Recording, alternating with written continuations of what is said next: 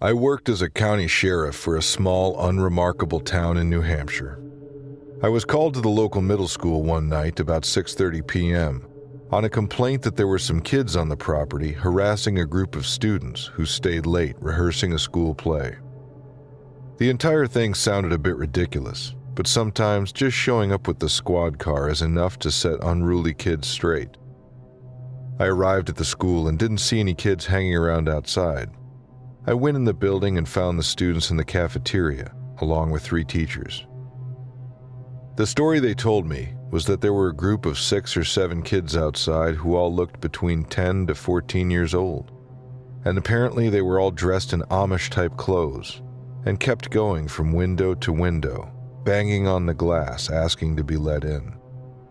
Every time one of the teachers would go outside to talk to them, the kids would scatter. They ended up moving the kids into the cafeteria because there were no windows. The teachers all said they didn't recognize any of the kids outside. There wasn't much I could do about the situation until I found the kids. I didn't see any of them on the drive in, but there is a little forest on the back side of the school, past the softball field, where they very well could be hanging out. That's where I'd hide if I was a kid up to no good. I asked the students if they recognized any of the kids outside, knowing full well they wouldn't rat out their friends if they did. Only one girl responded. She was probably 11 years old if I had to make a guess. She said she saw one of the kids through the window, and it wasn't a kid. It looked like a kid, but it was something else. I asked her what she meant, but she couldn't explain it. She said it asked to come inside, and she knew she shouldn't let it in, and that it had black eyes. Not dark brown, not gray, but black. The entire eye was black, the pupil, the iris, the whole thing. At first I thought she was trying to be funny, but it wasn't an act. This girl was genuinely scared. I decided to take a walk around the school grounds. I told the teachers and the students to call me on my cell phone right away if they saw any of the kids again, and don't let them in the building, no matter what. I don't know why I said that, but something about that girl's story stuck with me.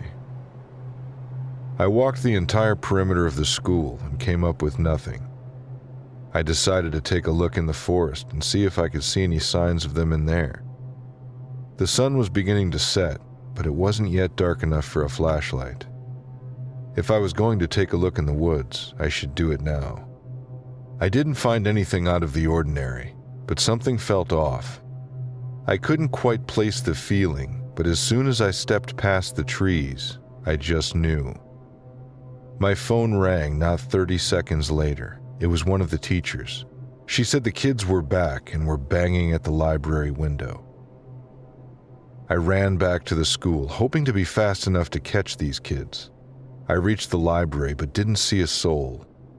I jumped in my car and drove around the outside of the school, and still no kids. I went inside again to talk to the teachers and asked them exactly what they saw. The story was the same. Kids dressed up in Amish clothes, banging on the windows and doors, asking to come inside. As soon as they picked up the phone, kids disappeared. We checked the school's cameras and found absolutely nothing at all. The cameras should have picked up something, but I couldn't find anything out of the ordinary. I headed back to the cafeteria to where the rest of the students were. I told the teachers there that I couldn't find the kids, but I suggested they cut it short tonight and send everyone home. If it happens again, we'll figure it out then. The little 11-year-old girl from before stopped me and said, "What happens if someone lets them in?" I told her I didn't know. And then she said, "I heard them banging on the doors in the library, and then I heard the door open and the banging stop. Does that mean they're in here? Did someone let them in?" The room was dead silent until one of the teachers spoke. She said she saw the kids outside of the library. There's a door from the library that leads to a courtyard. She opened it and told the kids to get back here when they saw her and ran away. She said they kept running, so she left the library. As she was leaving, She heard the door open and close, but when she turned around, she didn't see the kids. I can't explain it, but I knew we were in trouble. I had everyone file into the nearest classroom and shut the door. I told all the kids to call their parents and have them pick them up early, and if they couldn't, I'd drive them home in the squad car. I called for backup and said that I needed some officers to help drive these kids home and to radio me when they arrived at the school. We only waited for maybe 10 minutes, but it felt like an hour. I thought I might have overreacted, but then I heard footsteps outside in the hall. They were quiet footsteps, like those of a child. The footsteps stopped when they reached the door, and then someone knocked. "Please let me in. I'm lost," said the voice. It was a child's voice, but I knew better. It repeated the same line 3 times. "Let me in, I'm lost." After the 3rd time, I yelled through the door and told it wasn't allowed to be there, and that it wasn't allowed to come in. There was a moment of silence, and then I heard footsteps walking away. I opened the door to see if I could get a glimpse of the kid, but there was nothing there. We got the rest of the students and teachers out safely to their cars. I have no idea what those things were, but I know they weren't human. The only good thing I have to say about them is it looks like you have to invite them in. And my recommendation is don't invite them in.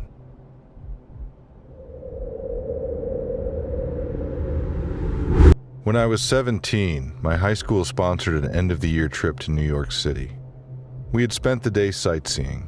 After going all around the city just doing the usual stuff, we were driving back to our hotel.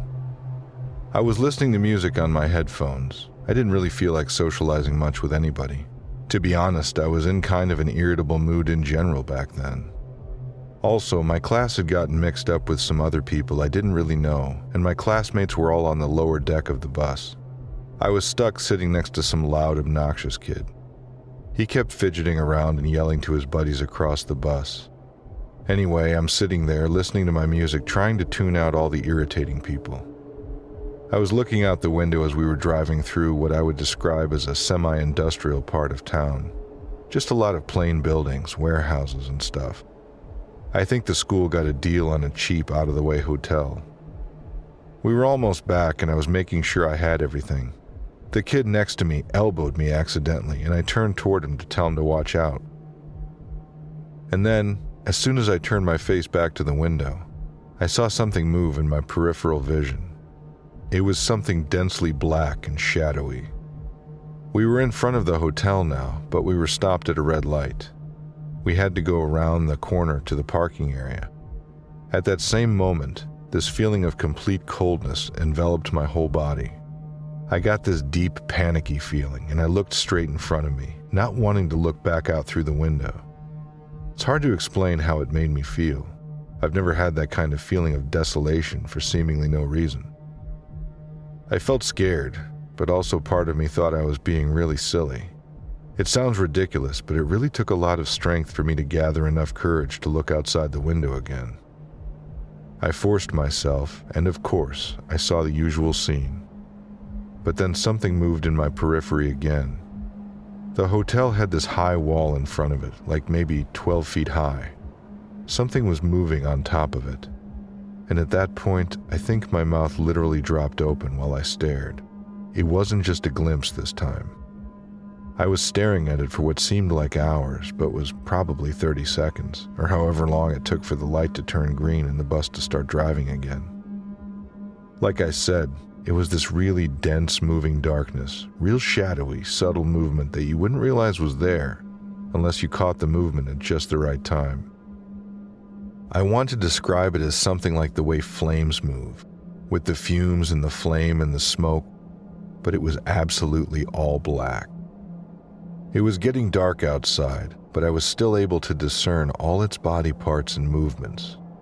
It was walking on the wall of the building. It was on all fours, and the back legs were bent backward. It walked along the wall across the side of the building.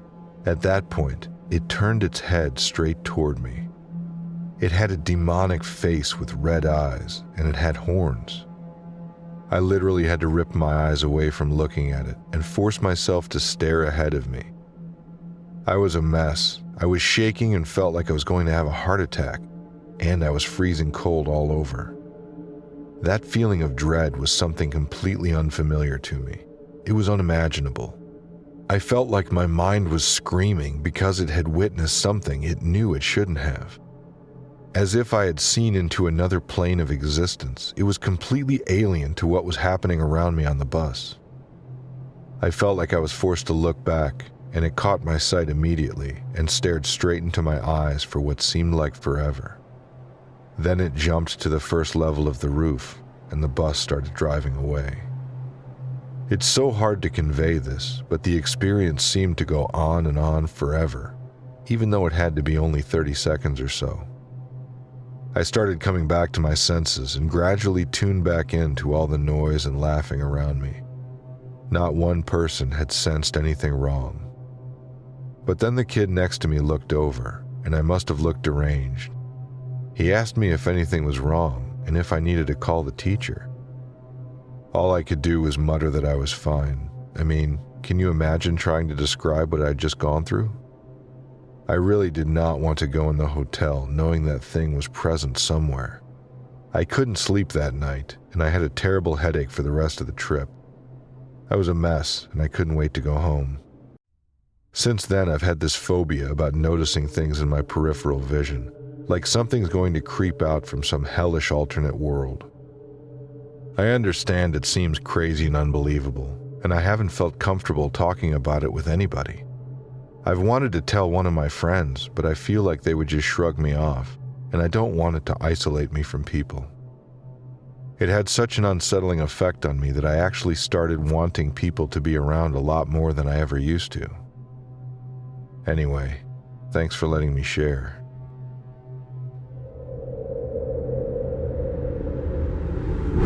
I'm a park ranger stationed in Bear Mountain State Park in upstate New York. It's not really upstate. It's only about an hour's drive away from New York City.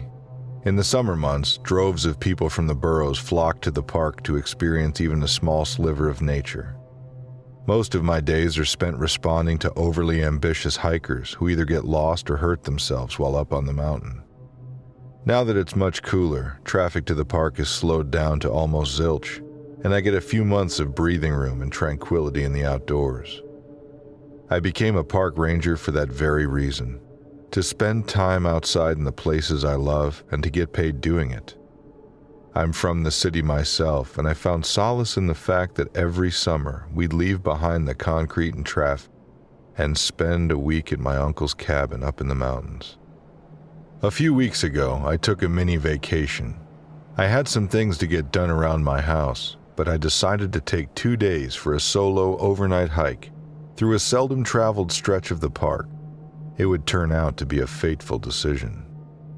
There's an old ranger layover station that I chose to be the finish line for my hike.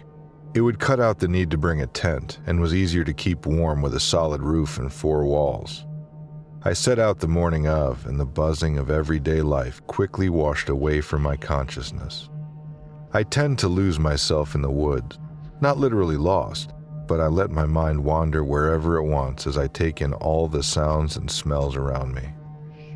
I had walked the better part of the day and was maybe 2 hours away from my destination when it happened. Not really focusing on anything, my subconscious must have picked up on a series of strange sounds coming from the thick forest east of the trail I was on. Snapping back to the present, I stopped and tried to hear the noise again. It sounded like singing, but somehow faded, like it was there and not there at the same time. I don't know how to explain it better than that. The tone of voice led me to believe it was coming from a woman. It was coming from the right and a little up ahead of me. The way the trail curved would take me right near where I thought the sound was originating from. I have to admit that I was a little unnerved. I hardly ever encountered someone on this trail, and definitely not a lone woman. No sexism intended.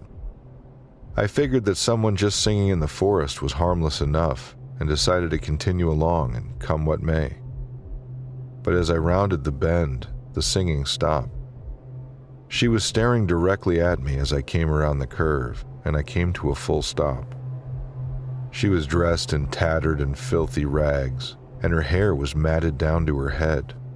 She was covered in dirt and grime, which made it hard to guess her age, but I figured maybe her early 20s. Seeing this poor girl in such a condition, I immediately snapped into my here to help mode. I gently started approaching her and asking her softly what had happened, and letting her know that I could help her. She just stood silently, not answering my questions. But as I got closer and closer, her lips slowly grew into a sneering smile. Something was wrong, really wrong. I stopped walking towards her and stood still, waiting for her to do or say something. When she saw that I stopped approaching, her smile vanished. That's when I finally noticed the smell. Rotting meat, like a deer carcass left on the side of the road for too long. I don't know how I hadn't noticed it before, but the stench was overpowering. I started gagging and trying to gulp down fresh air, but with each breath I took, it just felt like the aroma was seeping into my lungs, and I started to feel chest pains. Through blurry, tear-stained eyes, I saw the woman undergo some kind of transformation, her feminine physique transmuting into something else entirely. It grew in stature, towering over me, pallid and bony limbs sticking out from each side. Pockets of rotting, darkened flesh ran the length of this new creature. Its head, now elongated, hosted a pair of warped onyx sockets, stared at me. Watching this happen only drove me into a further panic, causing me to hyperventilate and suck down even more of the sickening aroma. This thing started approaching, and I felt on the verge of losing consciousness. My vision began fading. I heard a gunshot, followed by the single most inhuman wailing noise I've ever heard. Within seconds, my breathing was returning to normal. The horrible smell was fading away, and as my vision returned, I felt somebody grabbing me firmly and lifting me to my feet.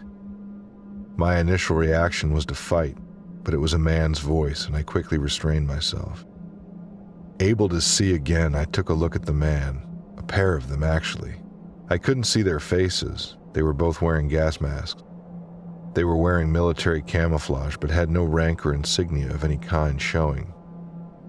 They both had rifles held in their hands and stood patiently as I got myself together. When I was finally able to speak, I thanked them and asked them what they were doing there. They didn't answer the question, instead asking me if I'd been touched. I didn't understand, and they asked again. "Did it touch you?" one of the men asked again. I told them it had not, and asked exactly what the hell it was. Again, no response. The men told me to wait a moment, and they walked off together to speak privately. I looked around and didn't see the thing anywhere. After a few minutes, they both returned to me. I was told to forget about everything I'd just seen and to leave the trail and return home immediately. Don't stop, march through the night, and get out of here as quickly as possible. If I heard any voices, especially a female's voice, I was to run and not stop running for any reason. And that's it. I tried asking questions, but both men just turned to leave. As they went, I swore that I could see emblems of the Catholic cross etched into the butt of their rifles. They walked away up the trail without another word. I had no intention of spending any more time on that trail than necessary, and hoofed it out of there in record time. It was long past sunset when I eventually got to my car, and I was terrified the whole time, but nothing else happened. That was 2 weeks ago. I have no idea what she, or it, was. Twice I caught a faint whiff of that same rotting smell, but it dissipated quickly. I don't know if I'll ever be able to go out into the forest again, and I reached out to a police recruiter in Manhattan to see if a transfer was possible. Stay safe out there.